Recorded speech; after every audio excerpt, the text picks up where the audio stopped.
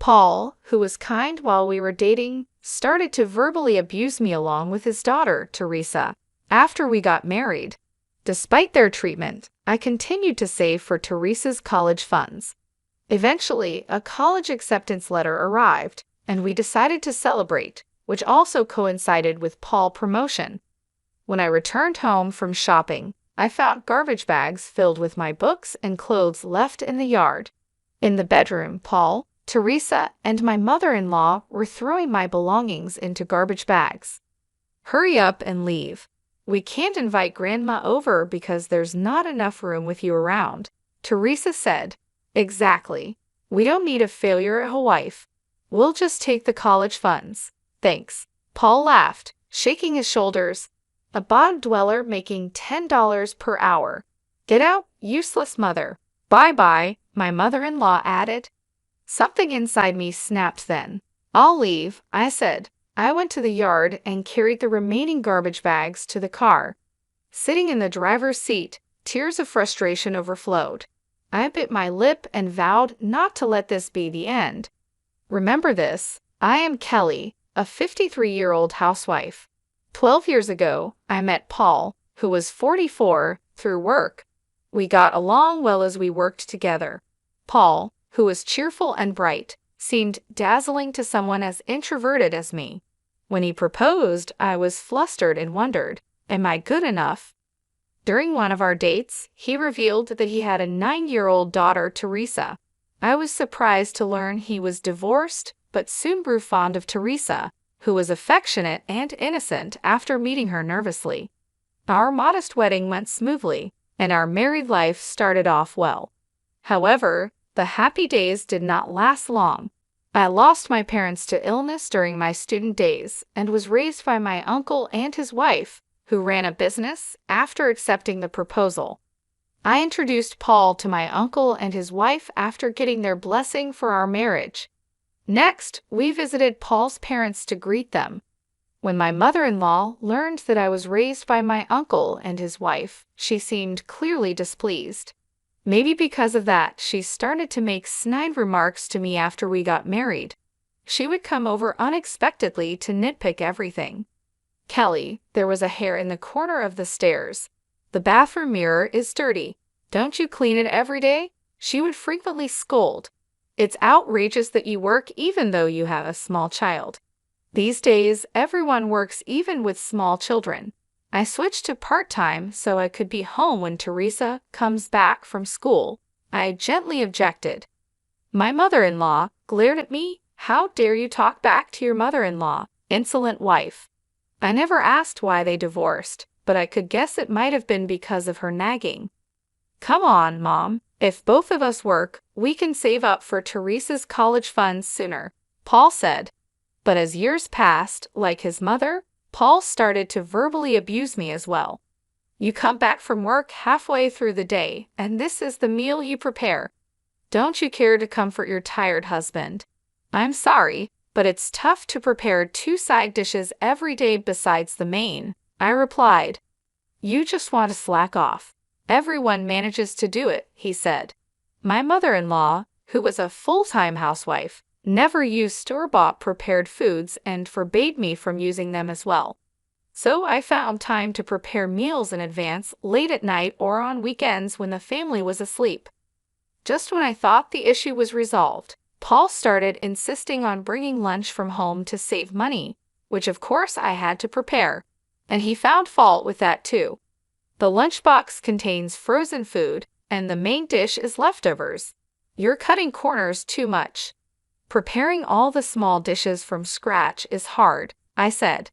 "Don't talk back. You're the wife. You know I hate pre-prepared meals. Are you trying to annoy me?" Paul raised his voice. "No more frozen or ready-made meals from now on. But it's the wife's job to think about the family's health and prepare meals. Do you want to make me and Teresa sick?" "You're terrible," he continued. "I'm sorry, I understand. I'll do what you say from now on," I replied. Arguing back would only lead to hours of nagging, so it seemed better to comply quietly. It meant less time for myself, but it couldn't be helped. I had a hobby that brought me joy. After Paul and Teresa went to bed, I would jot down ideas in a notebook, imagining what it would be like if those things existed. This hobby, which I kept secret from them, was a great stress reliever. As a child, I had received an award for a summer vacation research project, and this was a continuation of that interest. Dealing with complaints wasn't limited to my mother-in-law and Paul. Initially, Teresa seemed like an innocent and adorable child, but as she entered upper elementary school, she began to act selfishly. Her mood swings would dictate whether she was affectionate or demanding extra pocket money. Then she would insult me in front of her friends, ignore me, or worse. Being manipulated by Teresa's moods left me exhausted. Seeing Paul mistreat me, Teresa began to mimic him, finding amusement in it. It was a phase of adolescence, and from Teresa's perspective, I was just the woman Dad brought home. Resisting was natural. If she wouldn't warm up to me, I thought I should try harder to get along with her. I made efforts to understand Teresa's feelings without scolding her harshly for misbehavior. Even when she hurled insults, I didn't snap back, but calmly explained, "It's not right to speak to someone older than you like that." I always attended school events and helped with homework after returning from work. Whenever Teresa was sick, I would take her to the hospital and take time off work to care for her. I had no experience in raising children, but I poured love into her because she was the child of the person I loved and raised her with all my effort. However, it seems my feelings didn't reach Teresa. As Teresa entered high school, she needed a lunchbox. Unlike Paul's volume-focused meals, the appearance and variety were important for a high school girl's lunch. I woke up at 6 a.m. every day, making the lunches with care. "Put fried chicken in tomorrow's. I want a hamburger in mine," they would request, making it quite a challenge. Yet, they often came back with their lunchboxes untouched. When I asked why, they would say nonchalantly, "I was in the mood for pasta today," or "I passed by a store and suddenly wanted to eat bread." "I woke up at 6 to make these. I wish you would at least try them," I said. Upon hearing this, both quickly became sullen. "You change your mind about things too, don't you? Don't be so sanctimonious. It's annoying. A mother should naturally make lunches for her children." Teresa's hostile tone hurt me more than Paul's words. "Sorry," I said. When I apologized, Paul became even more arrogant. "Don't get cocky just because you made lunch. It's nothing special. You should be grateful we even eat it every day," he said. Their complaints about too many vegetables or the taste being too strong were the last straw. I felt more sadness than anger. Talking with Teresa and Paul always made me feel miserable. The promise of sharing household chores made at the beginning of our marriage was quickly abandoned. "Even if we both work, you're home by the afternoon. That doesn't really count as working. We get home in the evening. It's only natural for the person with the most free time to do the chores," Paul said. "I'm not free at all. By the time I finish cleaning and preparing dinner, the night is over," I explained, but my pleas fell on deaf ears. Even on weekends, when I asked if they would help, Paul and Teresa would either lay around with their phones, lying on the sofa, or lock themselves in their rooms playing video games. It was as if I didn't exist in their field of vision. "Hey, old lady, make me some tea," Teresa would say. "I want coffee. Bring it to the living room. I'm playing games with Teresa," Paul would add. Teresa still refused to call me Mom, sticking with old lady instead. "Could you help me a little after dinner? I have a meeting with the Women's Association," I finally spoke up. Paul clicked his tongue in annoyance. "What? Let us rest at least on the weekend. You see we're playing, right? Do you intend to disturb our parent-child bonding?" "Oh, but you're a stranger, so it can't be helped," he said. The word stranger pierced my heart like a blade. "What's with that face? Got a problem?" Paul threatened. "Who do you think allows you to live in this house? A disposable part-timer like you standing up to me isn't 80 years too early." Faced with their attacks, I bit my lip and swallowed my complaints. Though Paul boasts as a middle manager in a small to medium enterprise, his income isn't impressive. He makes more than I do as a part-timer, but that's about it. Paul's dominance might stem from controlling the finances.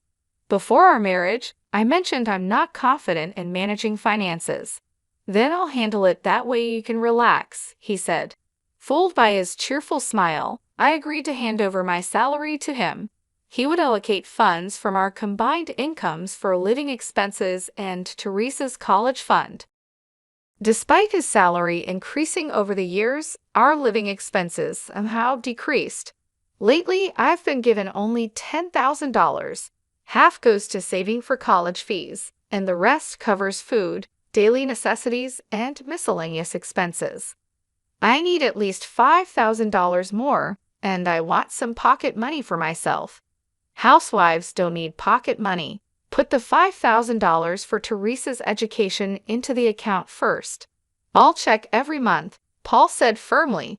I stood my ground. Paul, you often buy luxury watches and brand-name suits. You nag me about saving money and are stingy with it. You seem to give Teresa a lot of pocket money. Why can't I buy what I want? I desperately appealed to Paul. I work too. It's ridiculous to need my husband's permission to buy clothes or go to the hair salon. Both Teresa and I have our social obligations. You don't need to keep up with mommy friends. Dressing up is just a waste of money for you, Paul retorted. Teresa also joined in, looking pleased to participate. Children cost money. Stop complaining. Then I'll increase my working hours. The extra can be my pocket money, right? I suggested. Paul was shocked. That's out of the question. You can't even manage household duties perfectly as it is. What if you neglect them even more? Mom would definitely oppose it, he said, mentioning his mother. I gave up on arguing. It was difficult for someone as timid and inarticulate as me to stand up to the two of them. Yet I harbored a faint hope. Maybe if Teresa gets into college and enjoys campus life, her attitude towards me will soften. Seeing Teresa happily going to college with the money I saved, perhaps Paul would respect me more than before. But my hopes were dashed as easily as they were formed. When the heat of the day began to increase, Teresa's acceptance letter arrived. A few days later, Paul came home with news that made Teresa cheer. Dad, you're becoming a manager. That's so cool, Teresa exclaimed. I got the provisional notice, but now it's confirmed. My salary and bonus are going to skyrocket, Paul announced. I listened with a disheartened feeling. I knew not a penny would come my way. I was certain I would still be forced to economize as before. Yay! Buy me an awesome bag to celebrate, Teresa said. Of course. Let's invite Mom over tomorrow for a celebration dinner. Kelly, prepare a feast. All homemade, of course, Paul instructed. Watching Paul and Teresa call my mother-in-law, I sighed quietly. This time, it seemed like I might be able to spend some peaceful time without any snide remarks. The next day, I went to the supermarket to buy ingredients for steak and soup. Despite the rainy weather, Teresa and Paul were in high spirits from the morning. When I arrived home and got out of the car, I glanced at the yard and tilted my head in confusion. A garbage bag, open and beaten by the rain, was left out. It wasn't there when we left. A bad feeling washed over me as I approached the garbage bag. I was shocked. Inside the bag were my clothes. I quickly tied it up and entered the house to confront Paul and Teresa, only to find my mother-in-law's shoes at the entrance. Hearing noises from the upstairs bedroom, I rushed up to find Paul, Teresa, and my mother-in-law cheerfully stuffing my books and clothes into garbage bags. What are you doing? I demanded. Oh, you're back. As you can see, we're throwing out trash. The old lady's stuff is all cheap, Paul said casually. As they continued their task, I snatched the garbage bag from them. Stop. Don't do this without asking me. It's okay. You're no longer needed, Paul replied. The two of them excitedly raised their voices at me, leaving me bewildered. We've already paid the entrance fee for college, right? And we've saved up the $870,000 for 5 years of tuition. Your role as an ATM is over. Amazing how you saved up with just a $10 per hour wage. It's all thanks to me forcing you to save, Paul said proudly. I stared at Paul, astonished. Why was he speaking as if it were his own achievement? Paul continued, full of pride, after kicking out the previous wife, I wanted to bring Mom here, but first, we thought of saving up for college. Finding a submissive woman to save up would mean Teresa and I wouldn't need to save. You seem submissive enough and just right to double as a housemaid. But Dad, you were wrong, Teresa said, puffing out her cheeks. She couldn't do the housework perfectly, and she lectured me even though she's an outsider. Totally useless. My mother-in-law glared at me in agreement. We married you, a parentless older woman. You should be more grateful to Paul instead of always complaining. The two surrounded me, saying whatever they wanted. So hurry up and leave. We can't have Grandma move in with you hogging the rooms. Exactly. We don't need a failed wife. We'll just take the money, Paul added, pushing the garbage bag toward me. The bottom dweller earning $10 per hour. Get out, useless mother. Bye-bye. Something inside me snapped. Then I'll leave, I said. I grabbed my valuables, transferred my clothes and books from the garbage bags to a suitcase, and left the room. Heading to the yard, I also moved the rain-soaked garbage bags to the car. Sitting in the driver's seat, tears of frustration spilled over.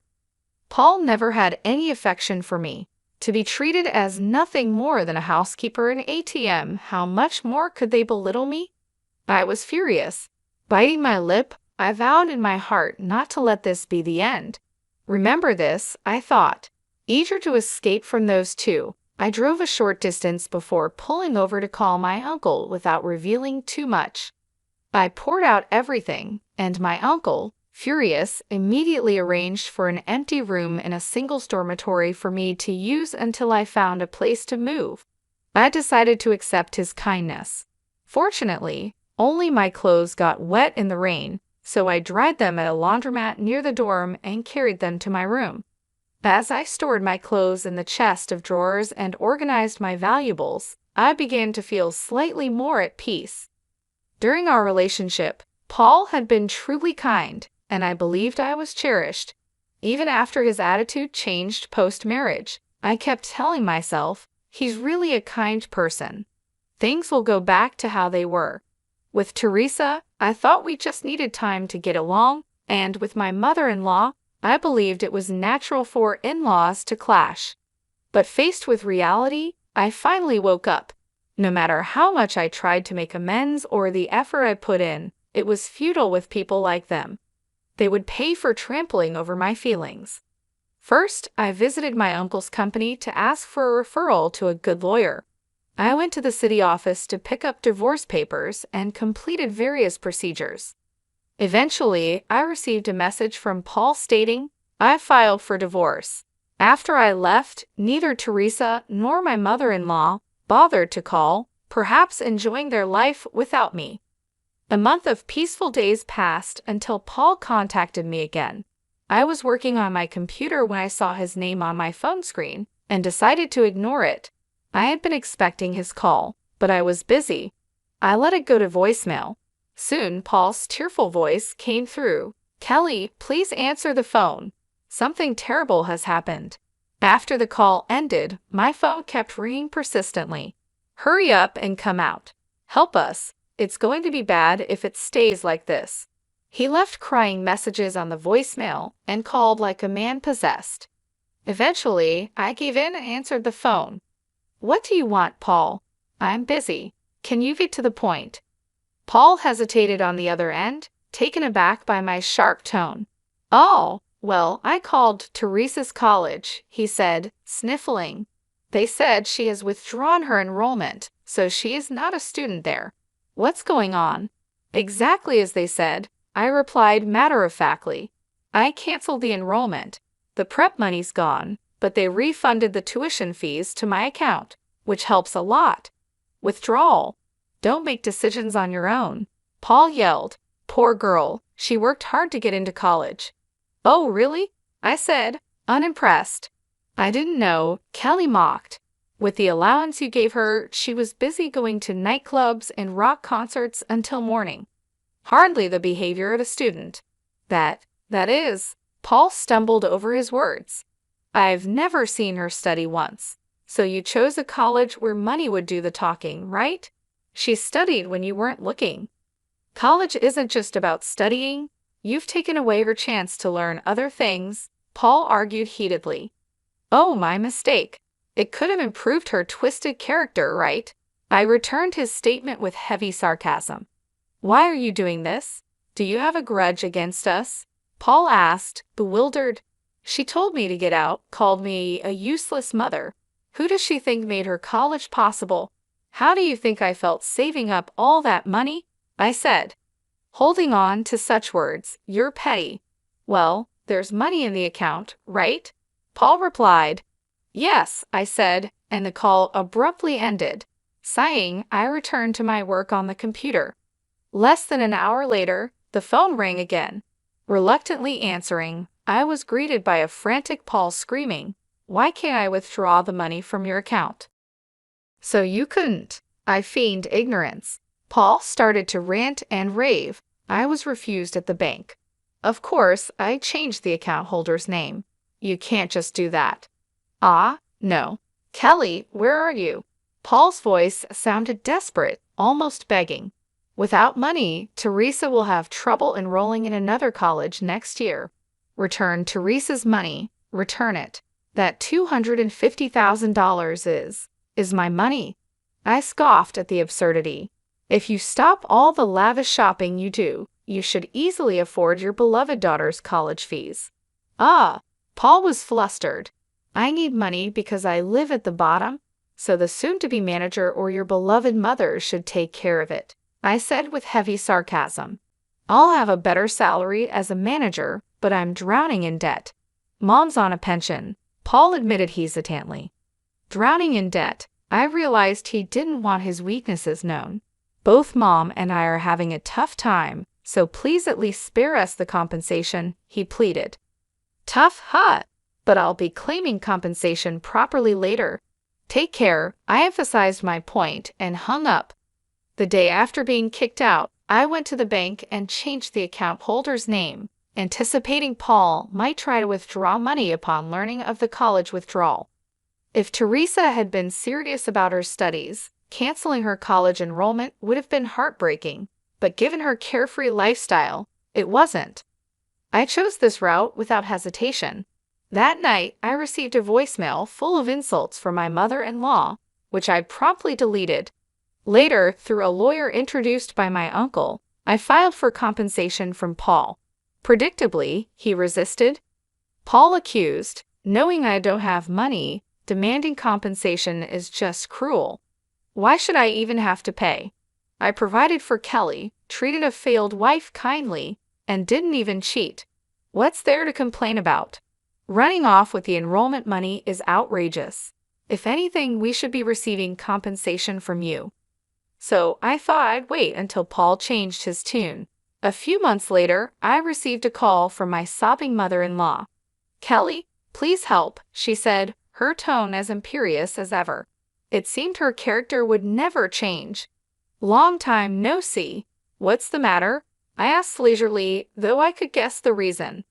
They're telling us to vacate this house, she said.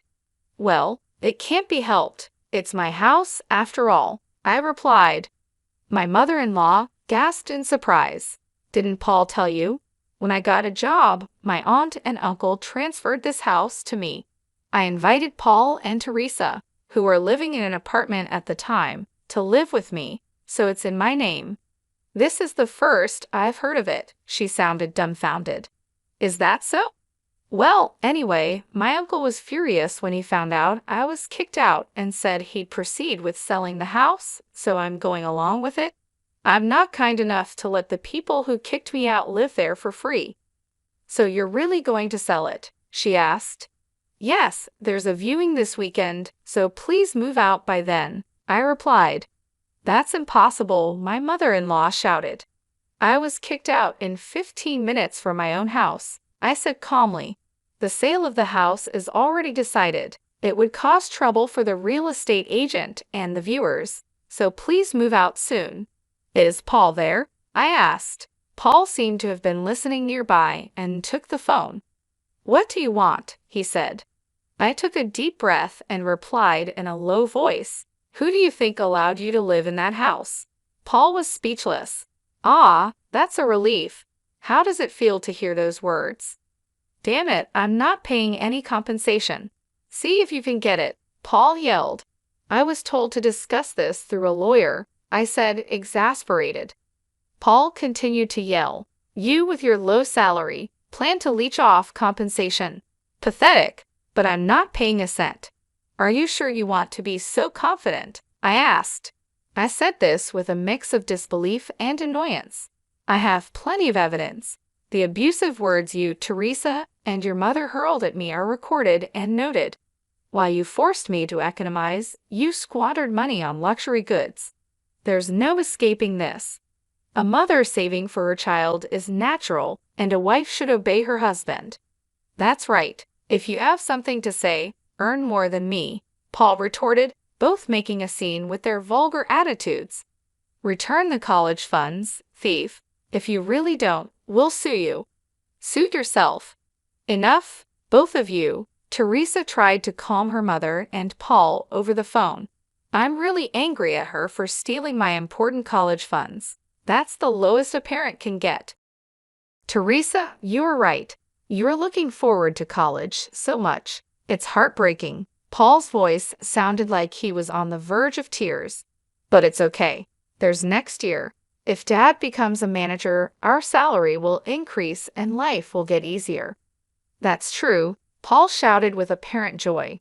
So let's stop begging her. Let's quietly move to an apartment and hand over the house. If Teresa says so, my mother-in-law muttered in a reluctant tone. Be grateful for Teresa's kindness. All right, I'm hanging up now, I said, exasperated, ending the conversation. The next call came the following day while I was having coffee in my uncle's company room. I could easily guess it was about the same matter. Reluctantly, I answered, knowing ignoring them might lead them to show up at the company. What have you done? Paul was sobbing, sniffling, and with a voice like a scream, he asked. My promotion was canceled and I was demoted from manager to regular employee, sent to a subcontracting factory. What's going on? I sighed deeply. It seemed he still didn't understand anything. You know Acme Industries, right? Of course, it's a super famous discount store chain that's expanded overseas. It's also a major client of our company. You've injured its chairman. Huh! Paul sounded dumbfounded. He was actually planning to end the business with your company, but reconsidered out of respect for me so your company wouldn't suffer. You should be thankful you weren't fired. I don't even remember meeting the chairman. The chairman of Acme is my uncle. After a brief silence, Paul screamed in shock. I moved the phone away from my ear to wait it out. You shouldn't have told me sooner. My uncle introduced himself during our marriage meeting, I replied. I was amazed by Paul's lack of attention. He stopped crying and suddenly pleaded, Come on, mediate for me. It's just a little marital spat. If I become a regular employee, my salary will decrease and Teresa won't respect me anymore. No, you brought this upon yourself, I said coldly. Is that all? I'm hanging up. What the hell? Acting all high and mighty when you're just a bottom dweller, he shouted. Just then, someone knocked on the door. Excuse me, President. Oh, I'm sorry, I said. It's fine. I'm about to hang up, I replied, smiling. Ah, I haven't told you. I'm the president of Acme. Huh. The one with annual sales of $700 million. To be precise, the president of the American branch. Paul fell silent. I could almost imagine his shocked expression. That's a bad joke. Weren't you earning $10 per hour just a while ago? The salary slip you found in the bedroom? Look at the date. It's from 12 years ago when I first helped out at my uncle's company, I explained, trying not to laugh. I kept it as a keepsake. The minimum wage has surpassed $14 now. You really are clueless about America's economic situation. Paul, lost for words, soon spat out a resentful remark. Quiet but lucky. You have a rich relative. Even a useless mother can become a president. Do you think the position of president just falls into your lap because you're a niece? I've been developing product ideas for a while. Some of them were approved in ACMA's planning meetings and became hit products. I was recognized for those achievements. You were doing all that behind my back, he asked. Do I need your permission for everything? I sighed. I wanted to help my uncle, so I studied business management in college. A few years ago, at his request, I started attending board meetings and management seminars. It's the result of my effort. Paul fell silent again. Teresa's college expenses were covered by the royalties from a patented stationery product I developed. Otherwise, it would have been impossible to manage living expenses and savings from my salary alone. If you have money, then we don't need compensation, my mother-in-law interjected. It seemed Paul had put the phone on speaker so my mother-in-law could listen in. Teresa might be listening too. I learned recently that there's property division upon divorce, right? You're obliged to give half of what you earn to Paul, my mother-in-law said confidently. I couldn't help but laugh. What's so funny, mother? Property division is not an obligation but a right each spouse has. One can also choose to waive it, I explained. I could almost see my mother-in-law tilting her head in confusion over the phone. I'm refusing it, so not a penny will go to Paul. We can take it to court if you like, but I'm sure I would win.